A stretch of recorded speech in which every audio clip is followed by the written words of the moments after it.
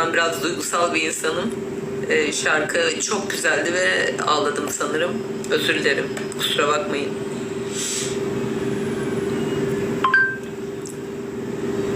Saya minta maaf. Saya adalah orang yang sedikit emosional. Lagunya sangat